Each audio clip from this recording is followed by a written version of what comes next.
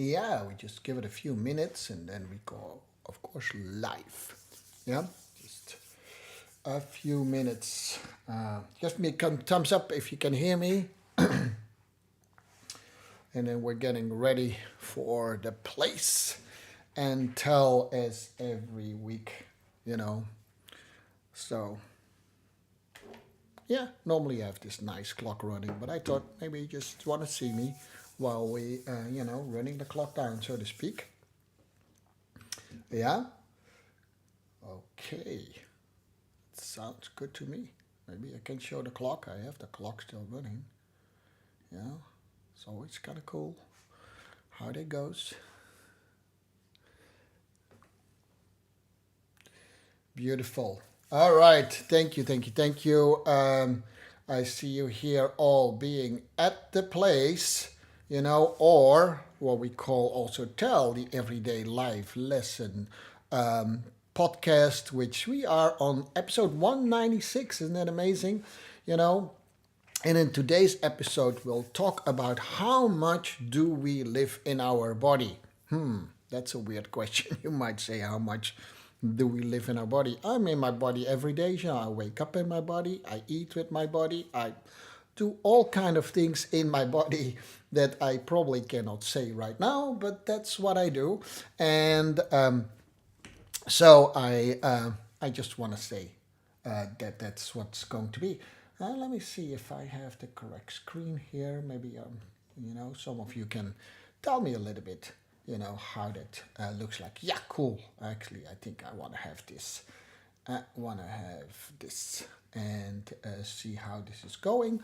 And so it's hard to put this topic or any topic of that matter under one energy. And I always talk about the 5 life energies. So this is a very holistic topic. And I always talk about the 5 life energies, but 5 life energies, it's a modality, right? In the end, it is, and it's just to help us understand the world a little bit better around us. And actually, that whole thing about talking about modalities comes a little bit back in this topic. So I don't want to make it too complicated, but you will get it at the end. Because in the end, everything is one big energy, but that would be a little bit hard to discuss. So I would like to put this topic, so to speak, under the energy of creative energy. That's the third life energy. There are in fact five life energies. Let me just go quickly there. You have your physical energy, you have mental energy. Today's topic, strange as that may sound, falls mostly under the creative energy. You have manifestation energy, and then you have your divine energy as your 5th energy. Of course, I would love for you all, if you like what we do here, to follow me. And you can follow me on YouTube, or you can follow me on Facebook. Just subscribe with the button down below, and then you can follow us with other things. And in case if you missed the Tuesday, then you can always see back what we did today. Today we are going to talk about, if I move myself a little bit to the side like this, when we learn to be in our body, we learn to understand ourselves. I didn't say that, Bruce Lee said that, but I kind of altered it a little bit. And if you look at the picture behind me, you see a couple of dancers. And because dancers are typically in their body, and I'm a dancer too, so I thought that maybe is a good way to introduce that. But we are going to back a little bit into philosophy. The whole body mind soul thing has been has been to my opinion sometimes almost be over discussed, right? It's instead of really felt and embodied, right? So a lot of people like myself say, hey, there is no body and there's no mind, it's all one thing. But it's a little bit easier to talk about the body and the mind separately, as I do sometimes with the energy. But in the end, you have to see it as all as one. And then there is this other strand of thinking, which is coming from way back, and I'll come back to that later, where you say, yes, they are connected with each other. Descartes called that the seat of the soul. They communicate with each other, but there are two separate things. And then you have a lot of people who are going back into Asian philosophy and say, no, it's all one. And they go on retreat and they follow all kind of, people and believe that there is some sort of a truth that needs to come out to find this body and mind connection and this oneness that we sometimes talk about. And I've been there myself too, and I think it's interesting to read about it, but is that also practical, right? Is it also practical that we all have to become a yogi before we understand the whole body and mind connection, or whether the body and mind is one, right? Whatever you choose to be in. Or is there maybe a little bit another way to approach that so that it becomes a little bit more practical to us, what it means when we say the body and the mind are one? What is it actually that we can gain from it, besides that it is an interesting thought, right?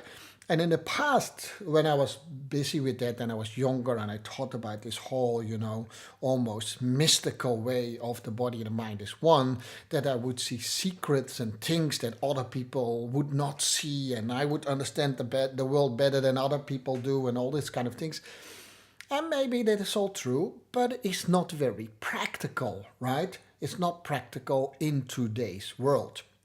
Okay, so follow me a little bit. It's going to be a little bit philosophical, and I promise myself to actually prepare this whole show for today slightly different than other days, right? Normally I do a lot of research, which I did too, and then I write stuff down and I kind of half read through the story and then come to some sort of a conclusion.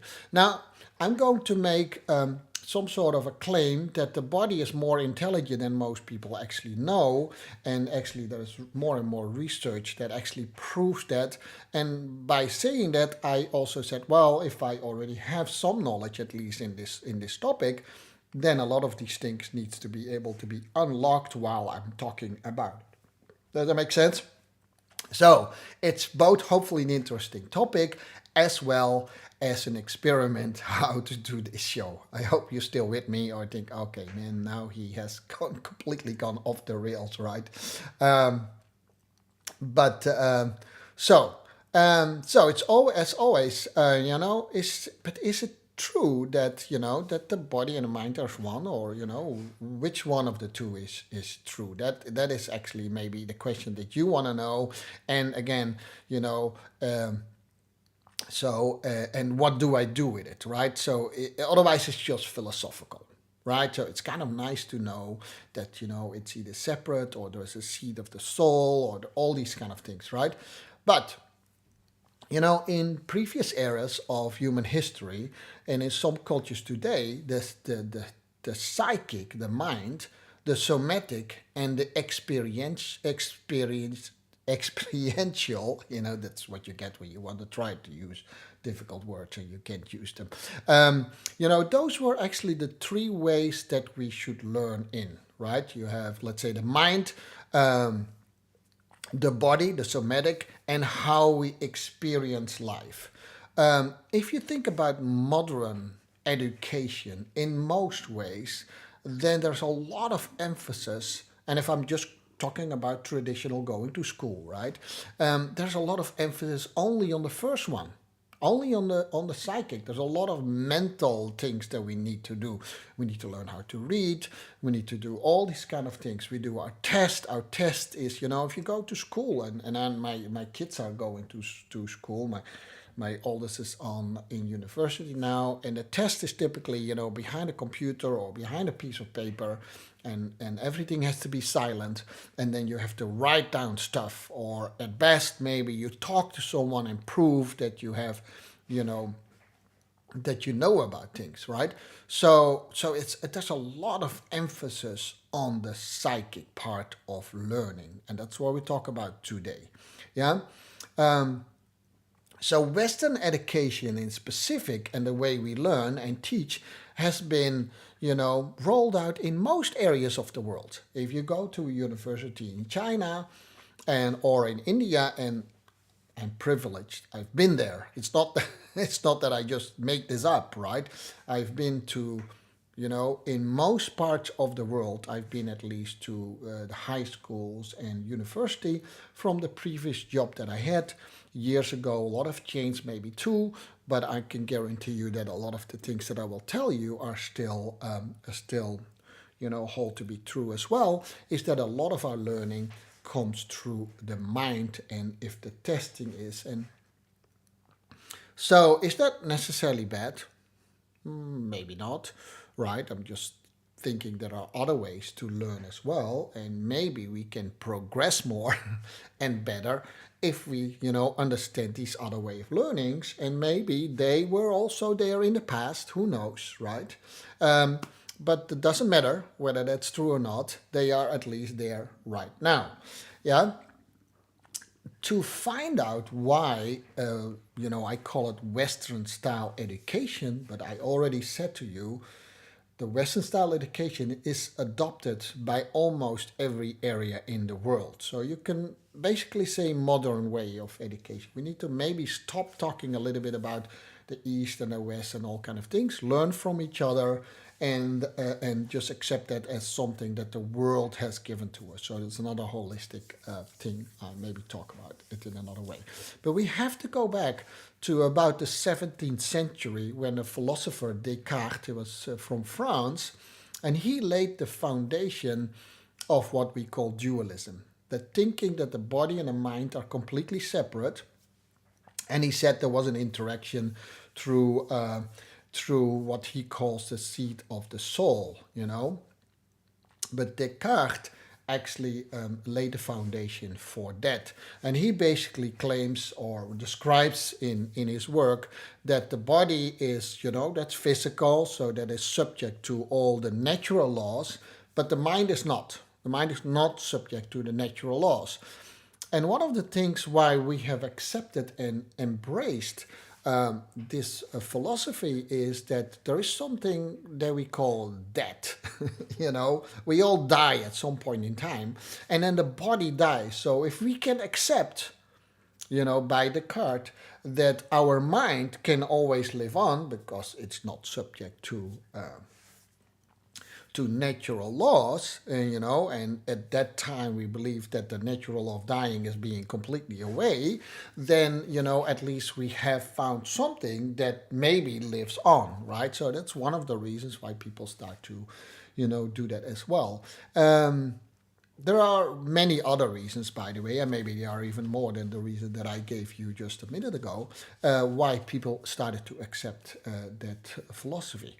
Now, believe it or not, that philosophy is is still followed by a lot of people in not only in the scientific world, but also in other areas to be true.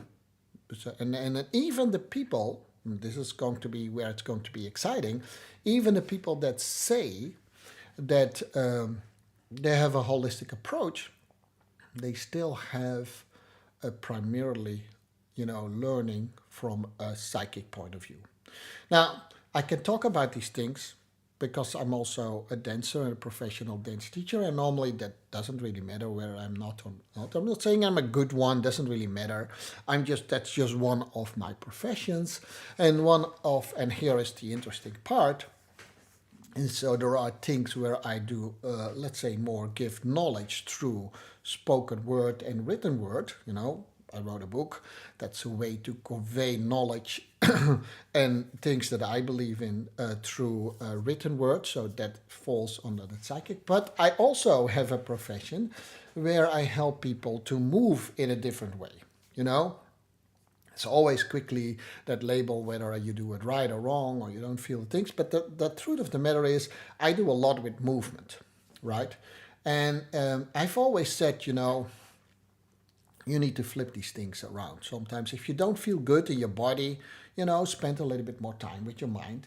And if you don't feel so good with your mind, do something more active. If you're a little bit, yeah, I know you could be a little bit of a dark mood, or you just could be moody. You know, get on your bike. Well, I'm looking there because my bike is there, and get on your bike and do something bodily active. It helps. Most of the time, it does actually. Your worries goes away a little bit more when you are bodily active, and if you just cannot.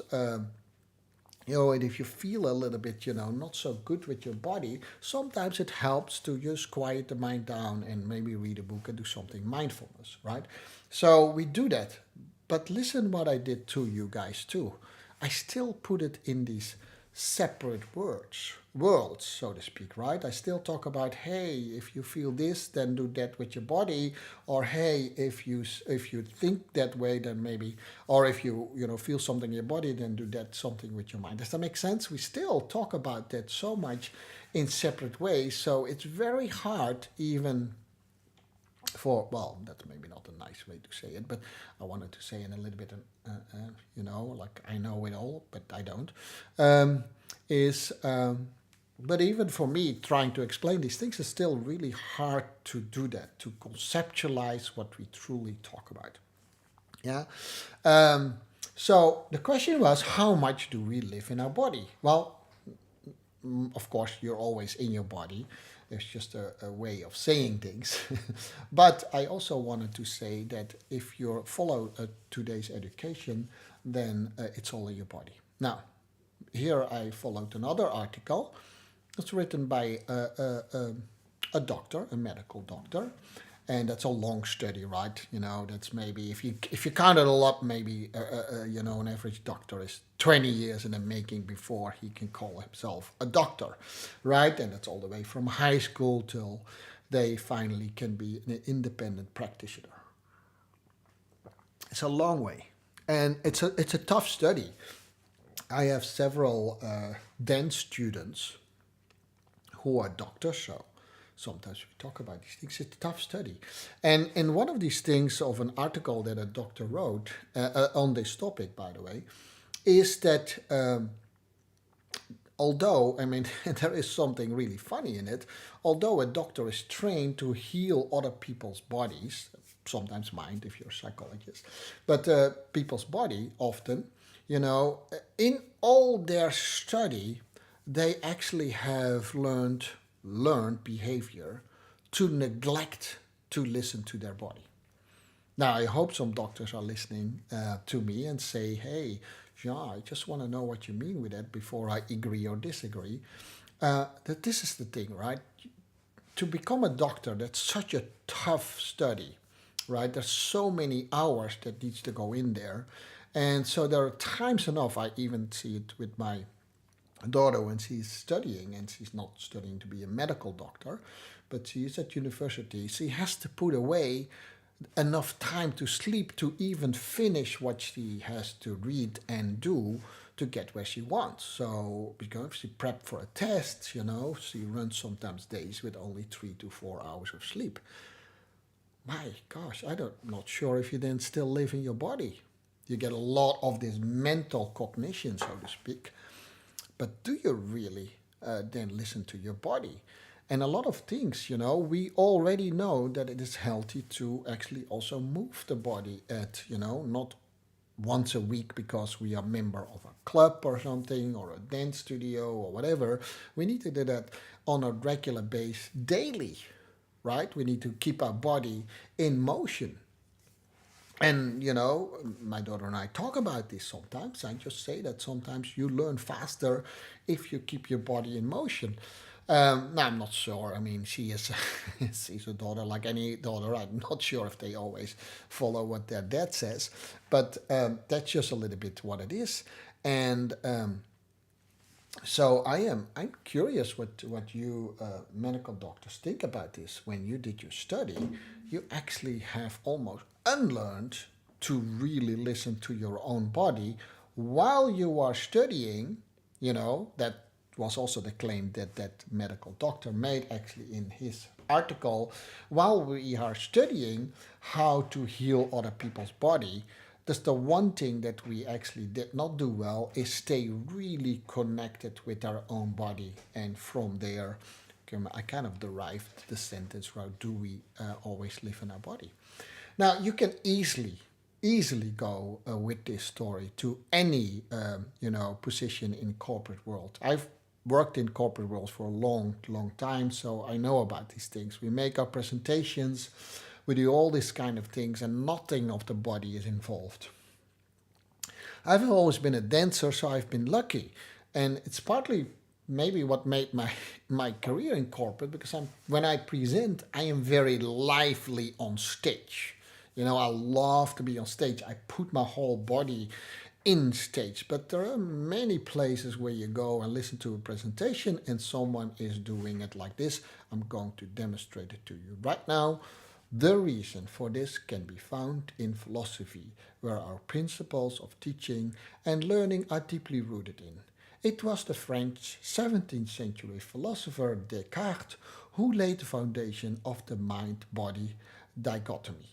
He described the body as material machines following the laws. Now, I had some intonation in there, but I think it's pretty boring to continue to listen to someone who does not move in their body. But hear me now, right?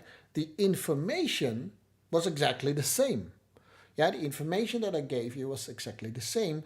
It just had less bodily context. So it's not only, that's where we always agree. When we transfer information, we see you need to be more engaged in your body. I did my fair share of giving people training in how to present better. By the way, just a little commercial plug. I will do that also, how to present better, on the internet like I do right now, and be a little bit more bodily active there without, being overly crazy with it. Although if that's your style, be and do that as well. But why that is, so we have all accepted that.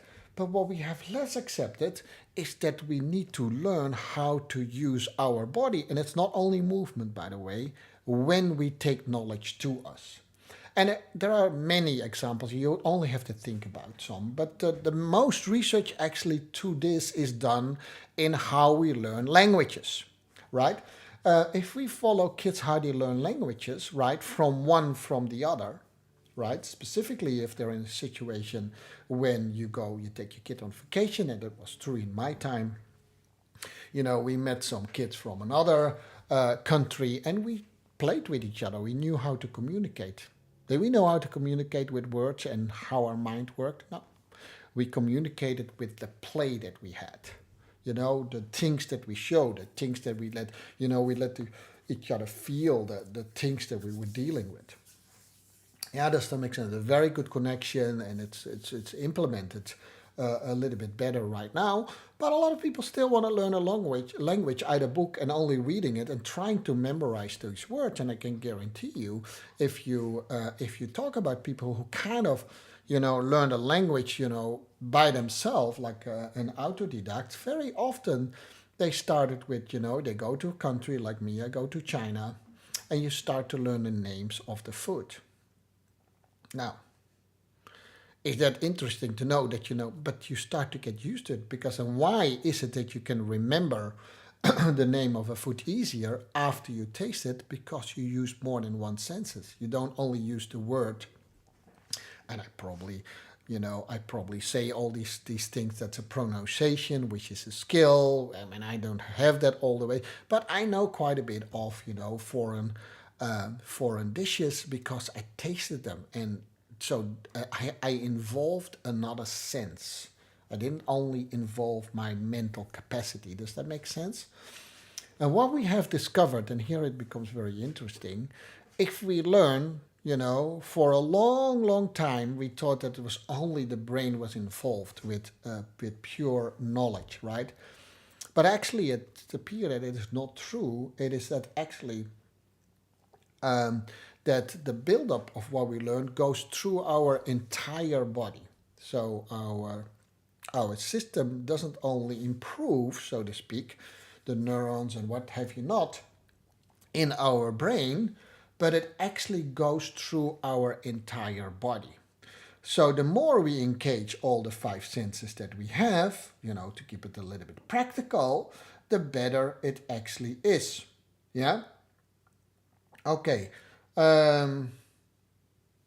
So So that's what it is. That's a simple way of looking at it, right? If you need to learn things and you find ways to engage your other senses, you learn actually faster. You remember more.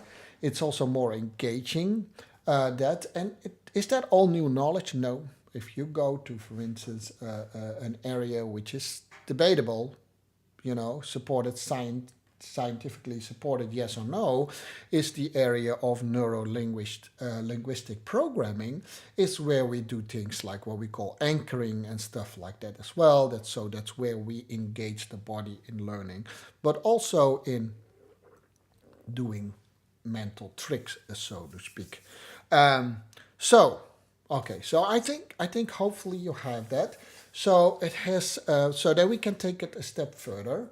Um, how do you unlock all this knowledge then, right? Because when you're at a test, right, in an old-fashioned school test, you just need to download what we have in our brain, and we sit over our paper, and kind of for some kids don't work, right? And actually, if you think about it, if it doesn't work for one kid and it works for another kid, that doesn't mean that another method could actually be better for all of them.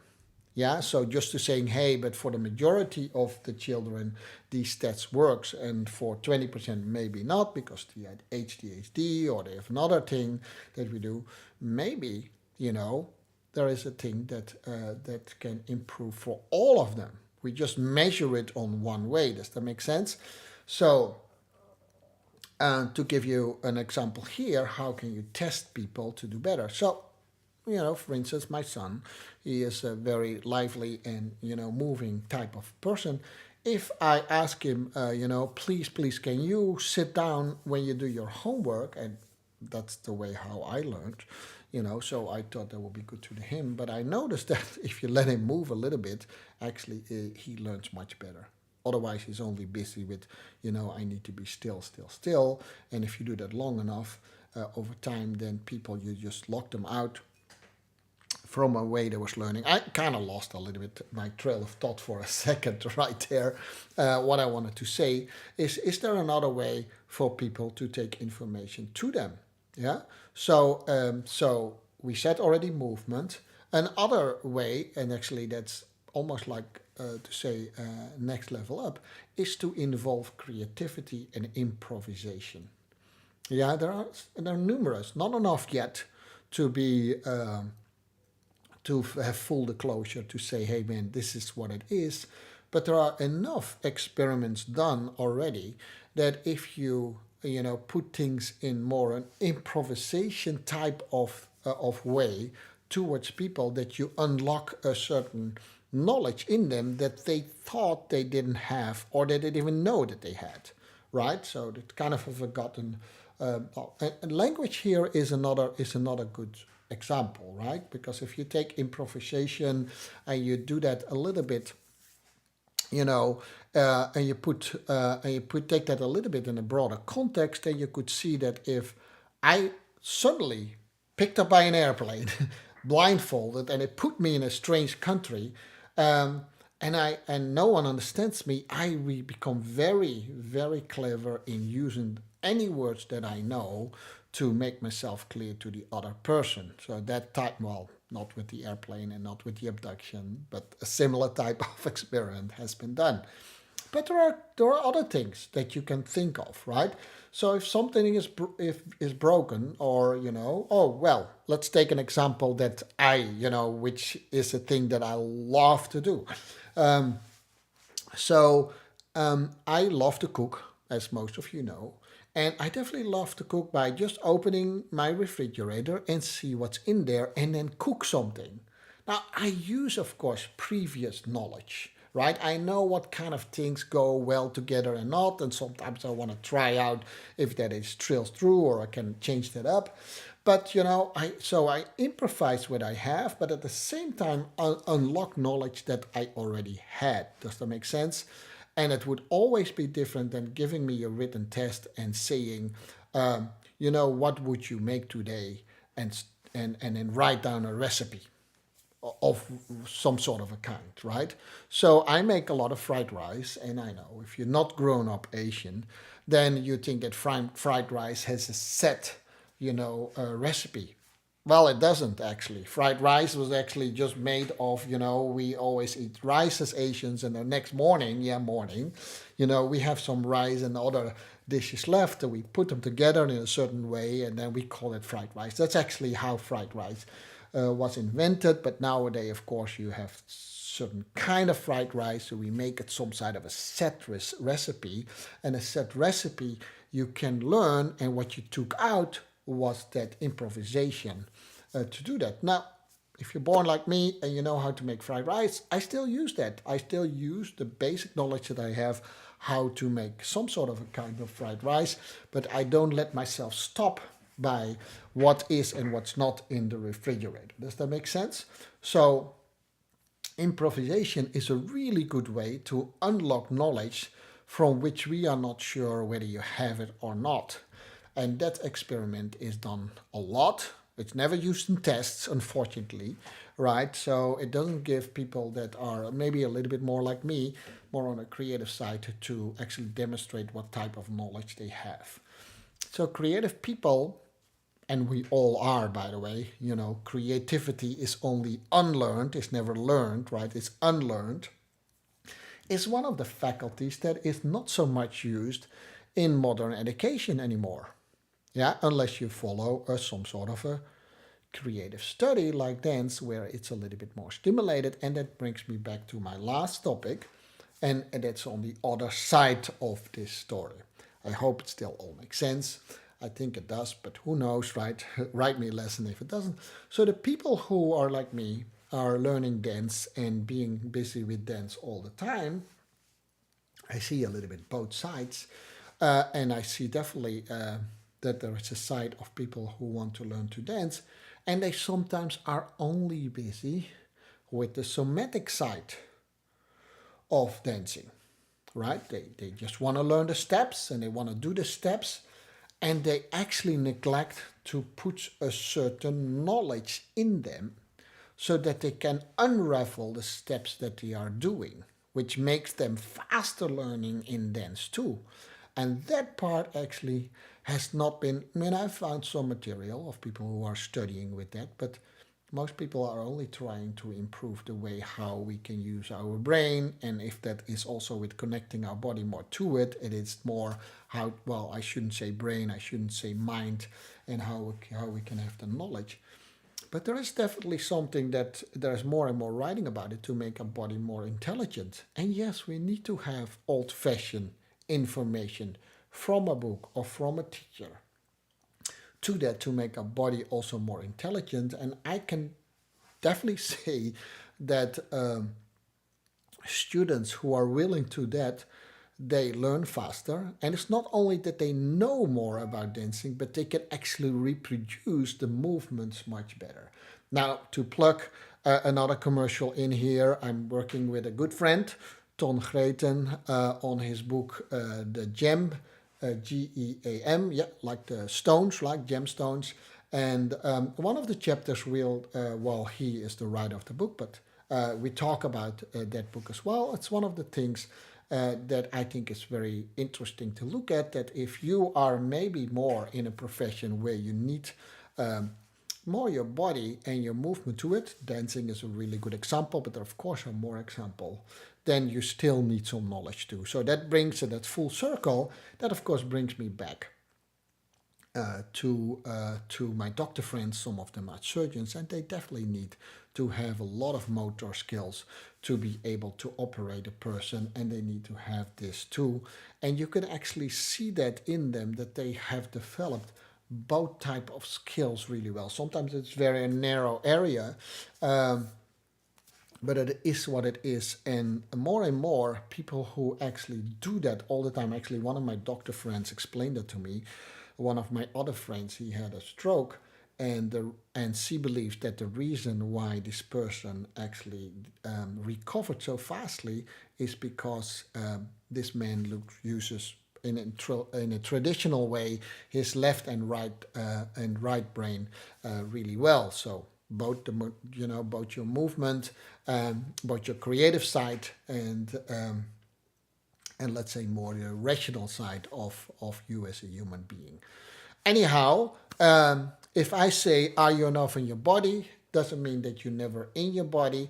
I say, hey, if you have a job, like you go to school or you are an engineer in an office, it serves you really well and it will make your profession not only more interesting, but you probably will discover more things that you know and could do if you engage the body a little bit more. But if you are a dancer like me and you study dance, don't only study the movement by doing it, which is a great thing to do, don't take that away, but also just go to the maybe hardcore knowledge, and that's for the lack of other words. All right, how did I do on time? Half an hour, right? Another topic here at the place. I hope you enjoyed this one very much. There's so much more to say about it. I do think that the body-mind connection, as Descartes that calls, is interesting. I like to talk more from a holistic approach, whatever that is. I think it's a good way to do that. It's one of the, for me, one of the most interesting topics in life. Do we have a consciousness? Do we have a mind? Is it all one? And how can we make sense of that? And how can we then talk and teach other people about these topics as well? So they will come back more often here at the place every Tuesday, 12 o'clock. I run very quickly to where I need to go. Every Tuesday, 12 o'clock. Follow us here on Facebook Live, on Facebook, if that's where you listen to me now, or subscribe yourself on my YouTube channel. That would mean a lot to us. And if not, then I'll hope to see you back next week. And then last but not least, if you want to be with me in the after party, I always have a few people who want to talk about the topics that and other things, by the way, that we talked about, then just drop me a quick link here. Here, Facebook users, I don't always see who that is, but you can send me and I'll send you a link of Zoom, and then right after this, in 2 or 3 minutes or so, I will meet you there on Zoom. All right, this was Jean. I hope to see you back next week, and I wish you a really good week. Bye bye.